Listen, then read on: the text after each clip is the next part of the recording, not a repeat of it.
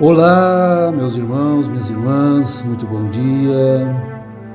Estamos mais uma vez convosco. Enquanto Deus nos der força, saúde, determinação, ânimo, estaremos aqui falando a respeito da vida, das suas dificuldades e levando uma palavra dada por Deus para aquele momento.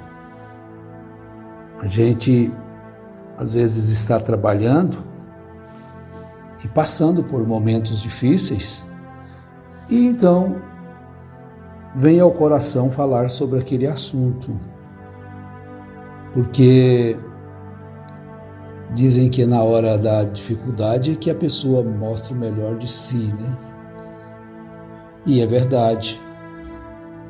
Quando está tudo bem, os amigos, todos te dando um afago, um aperto de mão e convidando você para um jantar, um almoço, um passeio. Aí a coisa é boa, fácil, né?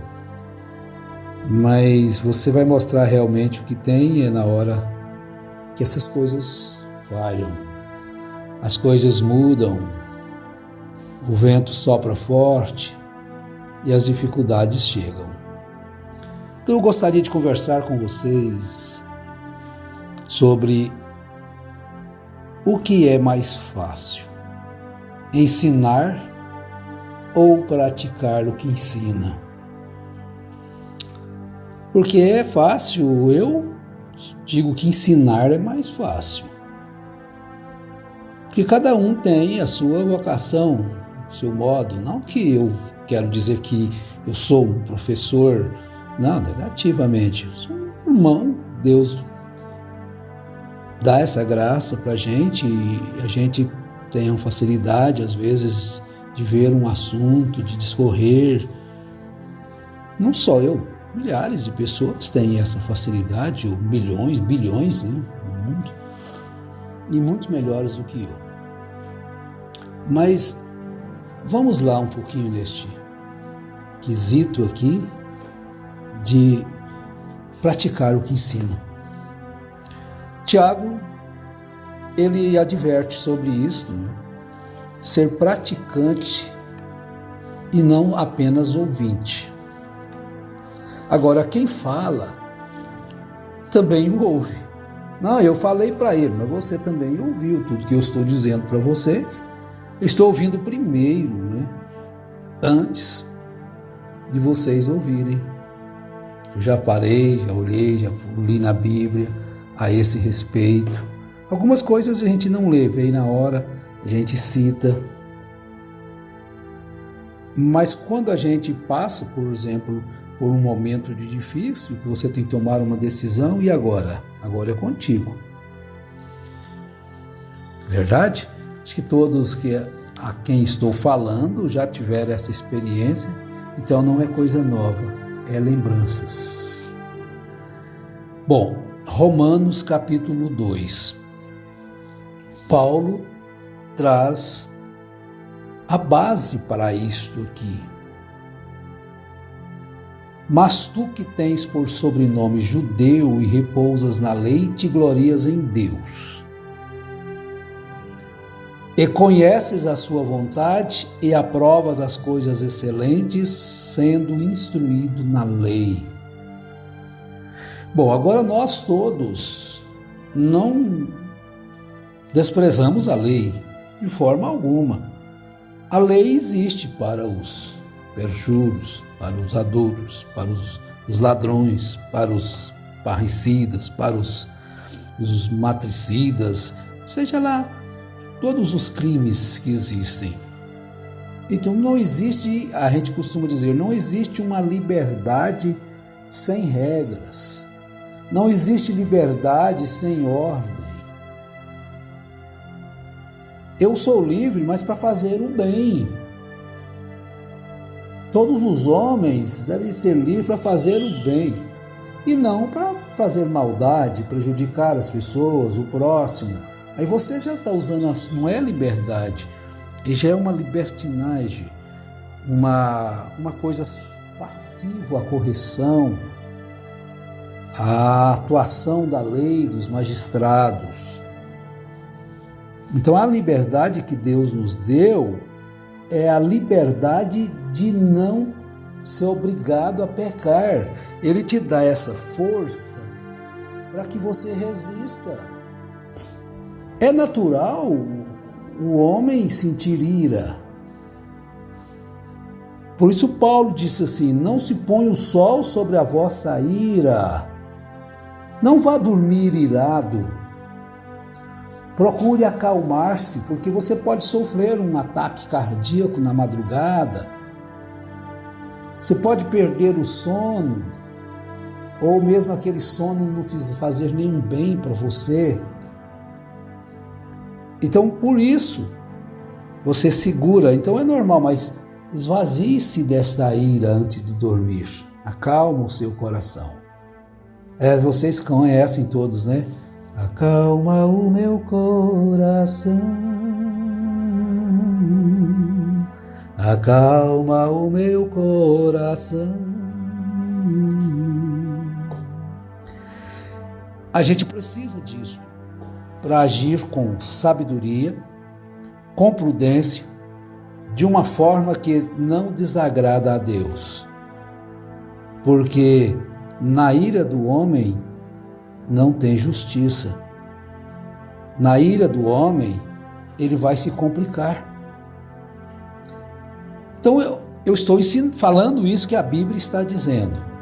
Mas eu vou ter que ter momentos que eu vou enfrentar isso na minha vida. Então vamos ler mais um pouquinho o verso 19 agora do 2º capítulo da Carta aos Romanos. E confias que és guia dos cegos, luz dos que estão em trevas.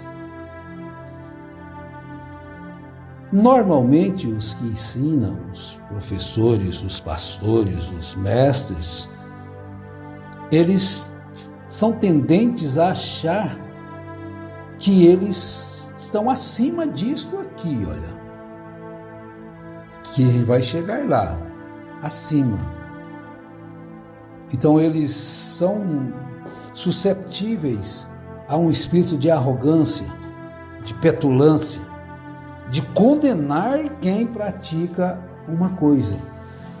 Eu gostaria, agora, como que vai ser quando chegar a hora dele ter que mostrar aquela paciência que tanto ensina, mostrar aquela caridade que tanto ensina, mostrar aquele amor que tanto ensina? Porque chega um momento, a gente passa por esses momentos difíceis.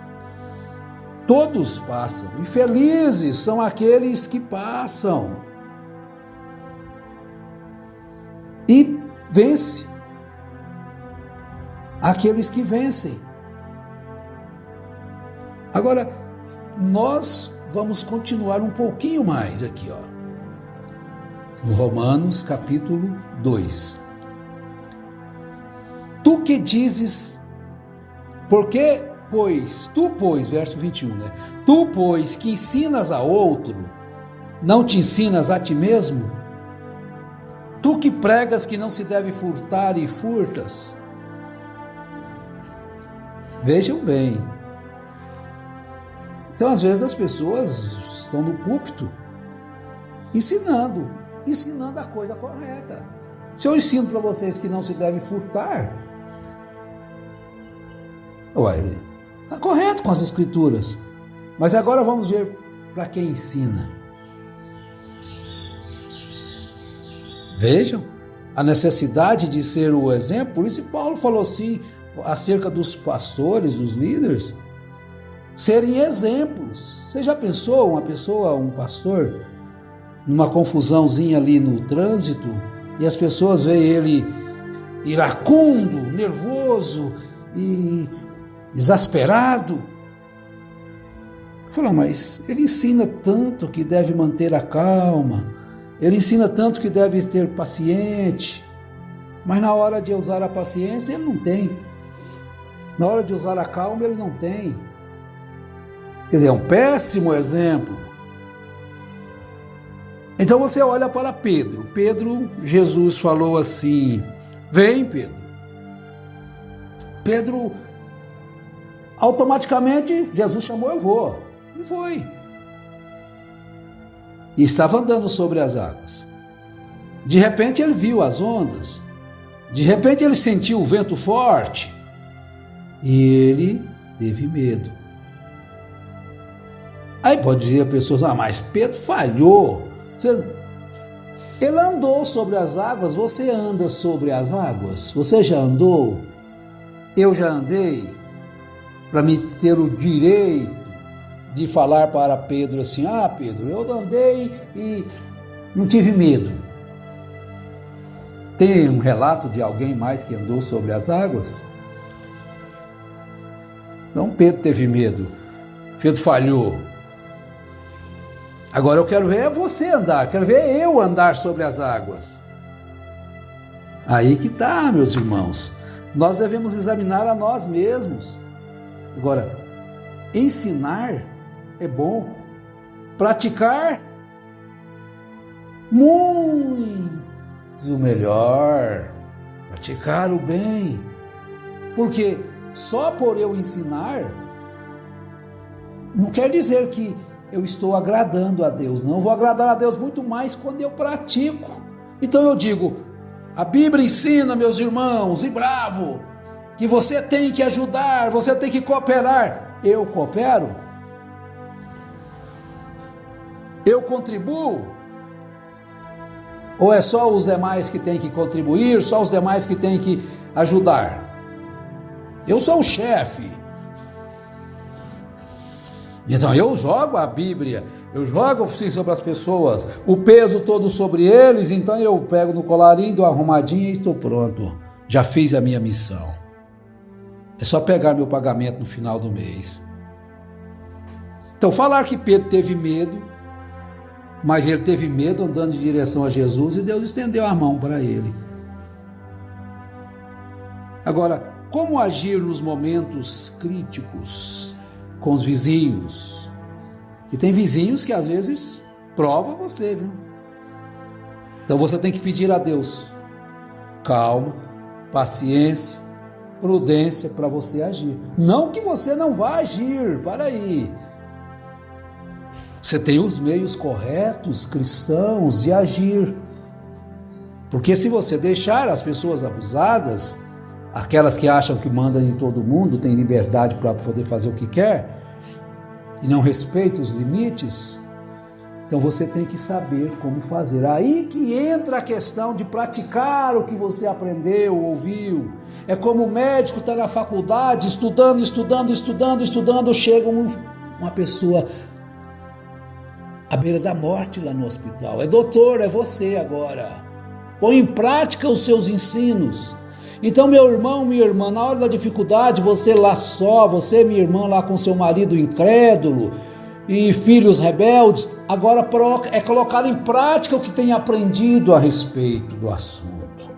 Cada um chega o seu momento. Praticar. Aprender e praticar. Tu que dizes que não se deve adulterar, adulteras? Tu que abominas os ídolos, rouba os templos? Tu que te glorias na lei e desonras a Deus pela transgressão da lei? Como está escrito, o nome de Deus é blasfemado entre os gentios por causa de vós. Aí, você preste atenção. Quem causa escândalo ao evangelho são os evangélicos. Então nós queremos brigar com os que não são da nossa comunidade. Mas quem está causando o escândalo é a sua comunidade. É você mesmo, meu irmão, minha irmã, quando age de uma forma estúpida, ignorante e anticristã. Então nós vamos brigar com os da outra religião, brigar com outros que não vão para o céu. Então quem não pertencer a tal igreja não vai para o céu, não é da noiva, não é eleito, não foi revelado. Tudo isso é engano, é patifaria. tem que pertencer a tal sistema, senão não é da noiva, a noiva é pequenininha, é curtinha, tudo é ensino diabólico, não há prática na vida cristã, mas há uma condenação 24 horas. Então pertenceu ao seu partido, é salvo, embora esteja adulterando, embora esteja furtando, embora esteja enganando e se gloriando na transgressão da lei, transgressores da lei. Eu não vivo mais sob a lei, eu vivo sob a graça. Todos os que vivem debaixo da graça são praticantes da lei da vida. Todos são obedientes às leis, são obedientes às autoridades. Eu estou falando do nosso dia, não estou me referindo à lei de Moisés, não, porque essa aí você não vai matar nem roubar, isso aí, estou me referindo às leis da sua cidade. O prefeito é ruim demais, o governador é ruim demais. Tudo bem, o que tem isso? Seu papel é fazer o que lhe cabe, compete em relação às autoridades, que a Bíblia ensina, respeitar as autoridades e orar por elas. Mas eu não gosto dele, eu não vou orar. E depois você pega a Bíblia e acha que você é um cristão. Você não pratica a palavra. Pratique. Quem ensina deve buscar praticar. Quem ouve e aprende deve buscar praticar, porque só aprender e não praticar não traz frutos. O fruto está na prática do ensinamento. Eu formei engenharia. Eu gostaria que você fizesse um projeto aqui para mim de uma casa de tantos cômodos, de apartamento de tantos andares. Aí, vamos lá? Colocar em prática o que temos aprendido? Deus nos abençoe, meus irmãos. Nos ajude a, quando chegar o nosso momento de demonstrar o que temos aprendido, colocarmos em prática. Amém.